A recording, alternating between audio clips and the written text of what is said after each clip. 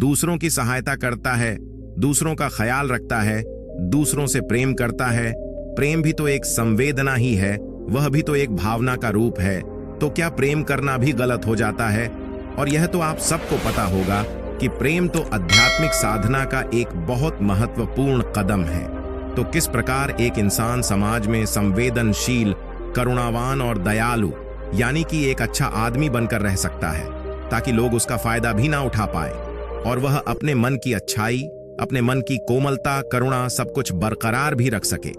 एक बार एक युवा लड़का जंगल के पेड़ों पर मुक्के मार रहा था।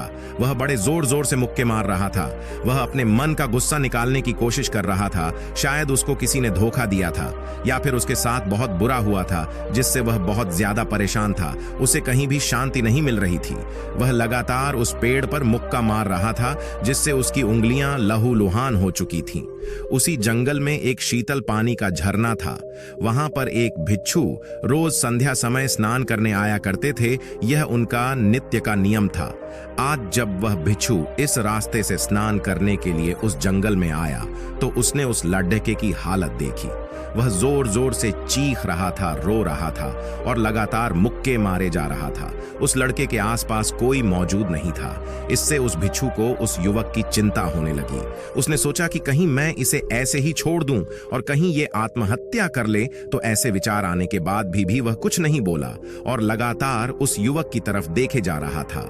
भिक्षु एकदम चुपचाप खड़ा हुआ था। उसने युवक से कुछ नहीं बोला, कुछ नहीं कहा, बस वह उसको लगातार देखता रहा।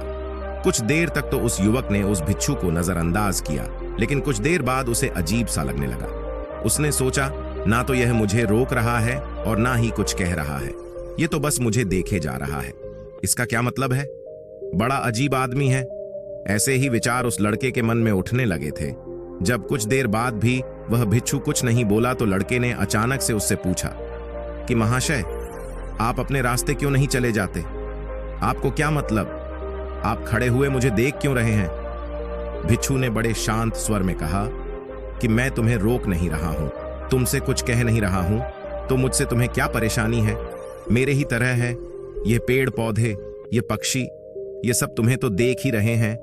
जब इनसे तुम्हें कोई परेशानी नहीं है, तो मुझसे क्यों परेशानी है? यह सुनकर और लड़का जोर से चीख कर बोला, मुझे सबसे परेशानी है। मैं सबसे नफरत करता हूं। यहाँ पर सब धोखेबाज गद्दार होते हैं, कोई किसी का नहीं होता इस दुनिया में। और इस तरह बोलते बोलते वह फूट फूट कर रोने लगा और रोए जा रहा था और भिक्षु उसे देखे जा रहा था। वो उसे चुप करने की कोशिश भी नहीं कर रहा था। यह बात तो उस लड़के को और ज्यादा अजीब लगी। अब रोना छोड़कर उस लड़के ने सीधे खड़े होकर उस भिक्षु से कहा, बड़े अजीब आदमी है आप। आपके सामने कोई इंसान रहा है, दुख ही है, परेशान है, और आप उसे चुप भी नहीं कर सकते। आपके मन में बिल्कुल भी संवेदना नहीं है। बड़े अजीब और कठोर हृदय वाले साधु हैं आपको अपने साधु होने पर खेद होना चाहिए, और ऐसे ही ना जाने क्या क्या जली कटी बातें वो युवक उस भिक्षु को सुनाने लगा। कुछ देर बाद जब युवक की सारी भड़ास निकल चुकी थी, तब भिक्षु ने बड़े ही शांत स्वर में कहा कि आज मैं तुम्हें कंधा दे सकता हूं, तुम्हारे आंसू पोंछ सकता हूं, लेकिन इससे तुम्हारी समस्या का समाधान नहीं होगा। कुछ देर के लिए तुम्हारा मन बहल जाएगा, बस उसके बाद वही जिंदगी, वही लोग जो तुम्हें आज कंधा देने के लिए भी तुम्हारे पास नहीं है। फिर से तुम उसी जिंदगी में लौट जाओगे। कोई तुम्हें धोखा देगा, कोई तुम्हारा फायदा उठाएगा, और तुम अपने मन को ऐसे ही तकलीफ पहुंचाते रहोगे। तो आंसू पोंछने की बजाय तुम्हें मुझसे कुछ ज्ञान की बातें लेना चाहिए, जिससे तुम्हें जीवन में कोई भी धोखा ना दे सके, तुम्हारी अच्छाई का कोई भी फायदा ना उठा सके। याद रखना, आंसू पोंछने वाले तो तुम्हें बहुत मिल जाएंगे, लेकिन ज्ञान और सही समझ देने वाला कभी कभी कोई इंसान मिलता है। भिक्षु ने उसे बताया कि मैं पास ही के झरने में स्नान करने के लिए जा रहा हूँ। बड़ा ही शीतल पानी है वहां का। अगर तुम चाहो तो तुम भी मेरे साथ चल सकते हो। यहाँ पर अकेले परेशान होने से अच्छा है कि तुम झरने की शीतल पानी में स्नान करो, जिससे तुम्हारा दिमाग, मन, मस्तिष्क और तुम्हारा शरीर सब कुछ पवित्र हो जाएगा। यह सुनकर वो लड़का उस भिक्षु के पीछे पीछे हो लिया। जंगल के बीचों बीच रास्ता झरने की तरफ जाता था। जंगल में सन्नाटा छाया हुआ था। उनके पैरों तले सूखे पत्तों की चरमराने की आवाज पूरे जंगल में गूंज रही थी। आज पूर्णिमा की रात थी और आसमान में चांद अपनी उजली रोशनी उस जंगल में फेंक रहा था। उस रोशनी में दोनों उस झरने की तरफ बढ़ते चले जा रहे थे। रास्ते में चलते चलते उस युवक ने उस भिक्षु से कहा कि महात्मन, आपकी जिंदगी मस्त है, आपको किसी चीज की कोई परेशानी नहीं है। आपको पता है कि दुनिया में कैसे कैसे लोग बसते हैं, कितने धोखेबाज, कितने मक्कार, और सबसे बड़ी बात, अपने लोग ही धोखा देते हैं जिनसे हम प्रेम करते हैं, जिनको हम अपना मानते हैं। जब उन्हीं से धोखा मिलता है तो कैसा महसूस होता है। कभी कभी तो ऐसे लगता है कि भोले और दयालु लोगों के लिए यह दुनिया नहीं बनी है, ये धोखेबाजों के लिए है, मक्कारों के लिए है। वही यहाँ पर फलते फूलते हैं, वही आनंद से जीते हैं, और हमारे जैसे लोग जो दूसरों की सहायता करते हैं, दूसरों को अपना मानते हैं, वह हमेशा जीवन भर दुख में रहते हैं। यही जीवन की सत्यता है और यही संसार है जिसमें हमें रोज घुट घुट कर मरना पड़ता है। आपने सही किया, ऐसे जिंदगी को त्याग दिया, पीछे छोड़ दिया। अब बस अपने में मस्त, किसी से कोई परेशानी नहीं है, किसी की कोई चिंता नहीं है। मैं भी सोचता हूं कि मैं भी संन्यास ले लूं, छोड़ दो इस दुनिया को। यह सुनकर उस भिक्षु ने कहा कि तुम्हें क्या लगता है, सन्यासी जीवन बहुत आसान होता है? भिक्षु ने बड़े शांत स्वर में कहा कि तुम्हें तो 2 वक्त की रोटी तो शांति से मिल जाती है, हमें तो कभी कभी वह भी नसीब नहीं होती। अगर भिक्षु मिल जाती है तो हम खा लेते हैं, वरना हमें तो भूखा ही सोना पड़ता है। यही सन्यासी जीवन है, हमें हमेशा नीचे सोना पड़ता है, सिर्फ एक लंगोट में रहना पड़ता है। चाहे कैसा भी मौसम क्यों ना हो, तो यह सब तुम्हें आसान लगता है, तो तुम भी सन्यासी बन जाओ। युवक ने कहा कि आप कहते तो ठीक ही हैं, संघर्ष तो दोनों तरफ है, सांसारिक जीवन में भी और सन्यासी जीवन में भी। वैसे सांसारिक जीवन भी अच्छा है, लेकिन तब तक जब तक घर परिवार में सुख शांति बनी रहे, धोखा ना मिले, हमारे लोग हमारा फायदा ना उठाएं, हमसे झूठ ना बोले, हमें धोखा ना दे, तब तो जीवन जीने का आनंद होता है, वरना तो जीवन नर्क हो जाता है। भिक्षु ने कहा, देखो सन्यास अपने मन से लिया जाता है। जब हमारा मन कहता है कि हमें सन्यास के मार्ग पर सफलता हासिल करनी है, आगे बढ़ना है, तो ही सन्यासी जीवन सफल हो पाता है। लेकिन तुम अपने घर से परेशान होकर, दूसरे लोगों से परेशान होकर सन्यासी बनना चाहते हो, तो तुम्हारा सन्यासी जीवन भी कभी सफल नहीं होगा। इससे अच्छा तो तुम सांसारिक जीवन में अगर कुछ तरीके, कुछ नियम अपनाओ, तो दूसरे लोग तुम्हें धोखा नहीं दे पाएंगे। सबसे पहले तो यह समझो कि धोखा उन्हें ही मिलता है जो भावनात्मक रूप से कमजोर होते हैं, जिनका दिल जल्दी पिघल जाता है, जो दूसरों को दुख में नहीं देख पाते। ऐसे लोगों के साथ धोखे होने की संभावना ज्यादा होती है, क्योंकि कोई भी आदमी अपनी परेशानी बताकर, अपने को दुख में बताकर तुम्हारा फायदा उठा सकता है। क्या पता वह झूठ बोल रहा हो, वह दुखी होने का अभिनय कर रहा हो, लेकिन आपको तो सच ही लगेगा, और उसके बाद कुछ समय बाद आपको पता चलता है कि आपके साथ धोखा हो गया। उसके बाद आपका मन अंदर से टूट जाता है। इसीलिए सबसे पहले बात ध्यान रखना कि किसी भी व्यक्ति को यह एहसास मत होने दो कि तुम भावनात्मक रूप से कमजोर हो। अंदर से तुम्हारा दिल नर्म है। अगर उन्हें यह कमजोरी आपकी पता चल गई, तो वह कोई ना कोई जाल रचकर आपका फायदा उठाने की जरूर कोशिश करेंगे। चाहे आप अंदर से संवेदनशील हो, दूसरों की मदद करने वाले हो, लेकिन किसी को एहसास मत होने दो। ऊपर से कठोर बने रहो। जब लोगों को लगेगा कि इससे कुछ बोलने का फायदा ही नहीं है, यह आदमी कठोर है, नहीं पिघलेगा, तो खुद ब खुद वो लोग जो झूठे हैं, जो मक्कार हैं, वो आपके पास आएंगे ही नहीं।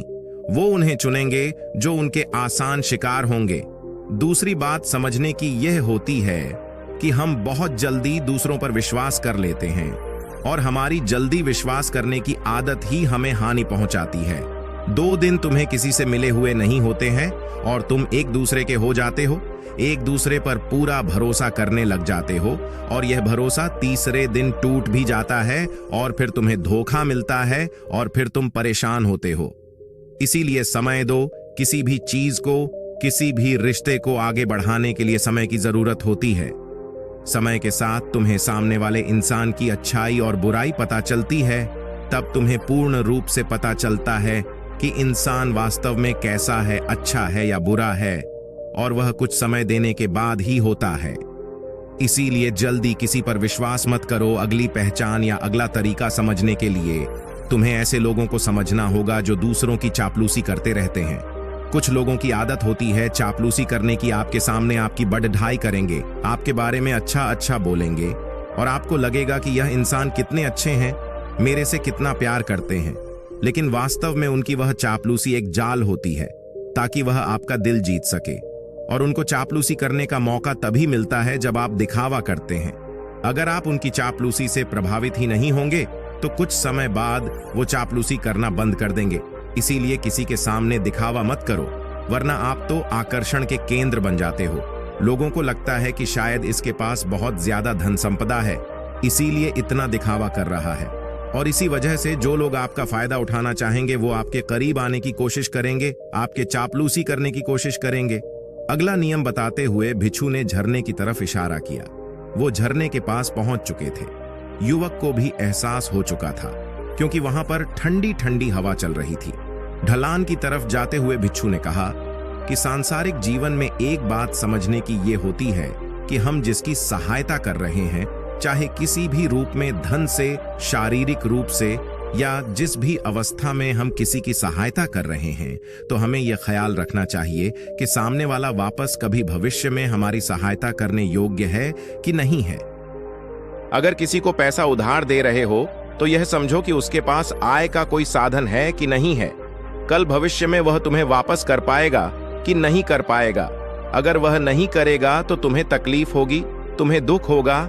ऐसे तो इंसान करुणावश भिखारियों को भी भीख देता है, लेकिन वह गलत नहीं है, क्योंकि जो भी पैसा अपने सामने वाले को दिया है उससे आपके ऊपर कोई ज्यादा प्रभाव नहीं पड़ेगा। अगर वह आपको वापस भी नहीं लौट आएगा तो अगर किसी ऐसे इंसान को पैसा देना है जो कभी वापस नहीं लौटा पाएगा तो उतना ही देना जिससे तुम्हारे ऊपर ज्यादा दबाव न बने। अगर वो वापस भी न लौटाए तो तुम्हें ज्यादा दुख न पहुंचे। अब तक वो दोनों झरने पर पहुंच चुके थे। दोनों ने अपने कपड़े उतरे और उस झरने के शीतल पानी में कूद पड़े। पानी बाहर ठंडा था। उन दोनों की सारी थकन, सारी उदासी पल भर में ही दूर हो गई। स्नान कर लेने के बाद दोनों एक पेड़ ढाक के नीचे उस झरने के सामने बैठकर बातें करने लगे। भिक्षु ने उसे आगे समझाते हुए कहा कि शुरुआत में लोगों को नजरअंदाज करना सीखो। जब तुम किसी को शुरुआत में नजरअंदाज करते हो तो जो भी लोग किसी लालच की वजह से तुम्हारे पास प्रभावित हो रहे थे उनके छटनी हो जाएगी। जब तुम उनको नजरअंदाज करोगे तब को एक दो बार लोग तुम्हारे पास आने की कोशिश करेंगे, उसके बाद वो तुमसे दूरियां बना लेंगे। और जो आदमी तुम्हारी इंसानियत, तुम्हारी अच्छाई देखकर तुम्हारे पास आएगा वो नजरअंदाज करने के बावजूद भी तुम्हारे करीब ही बना रहेगा। और यही तो एक सच्चे इंसान की पहचान होती है, जो हमारे अपने होते हैं। उनसे हम LDDDH भी लेते हैं, जगDDDH भी लेते हैं, उसके बावजूद भी वो हमारी बातों का बुरा नहीं मानते हैं। चाहे थोड़े समय के लिए वह हमसे नाराज रहे, लेकिन कुछ समय बाद फिर से हम एक हो जाते हैं। और यही तो घर परिवार का मतलब होता है, यही तो अपनों का मतलब होता है। इसीलिए शुरुआत में अनजान लोगों को नजरअंदाज करना सीखो, इग्नोर करना सीखो, ताकि धोखेबाज मक्कार लोग तुम्हारे करीब ही ना आ पाएं। अपने इस वार्तालाप को खत्म करते हुए भिक्षु ने अपनी आखिरी बात बताते हुए कहा कि ये आखिरी सीख सबसे ज्यादा महत्वपूर्ण है। सब कुछ होने बाद भी तुम्हें धोखे मिल सकते हैं, लेकिन तुम अगर अपने आंख और कान और अपना दिमाग खोल कर रखते हो, अगर तुम होश में रहोगे, ध्यान करोगे, तो तुम्हें इंसान की आंखें देखते ही समझ में आ जाएगा कि उसे तुमसे क्या चाहिए। तुम उसकी इच्छा और उसका स्वभाव उसकी आंखों में ही पढ़ सकते हो। लोगों की आंखों में, उनकी वाणी में, उनके स्वभाव में उनका सब कुछ दिखाई देता है। बस हम ही अपनी आंखें मूंद कर रहते हैं। दूसरे लोगों से जानो, उसके रिश्तेदारों से जानो, उसके परिवार वालों से जानो कि वह इंसान कैसा है, दूसरों के साथ उसका व्यवहार कैसा है, उसकी पड़ताल करो। जब किसी पर विश्वास करो, ऐसे ही किसी पर विश्वास मत कर लेना। अपनी पूरी संतुष्टि करना। अगर तुम किसी के साथ लंबे समय तक भरोसा करना चाहते हो, किसी के साथ कोई संबंध बनाना चाहते हो, कोई दोस्ती करना चाहते हो या किसी की मदद करना चाहते हो, तो इन सभी परिस्थितियों तुम्हें ये जरूर पता होना चाहिए कि दूसरे लोग उस इंसान के बारे में क्या सोच रखते हैं। इसके बाद तुम जीवन में कभी भी धोखा नहीं खाओगे और तुम्हें कभी भी धोखे की वजह से पछताना नहीं पड़ेगा। इसी तरह की बातें करते हुए भिक्षु और वो लड्ढका दोनों जंगल से बाहर आ गए, अपने अपने घर को चले गए।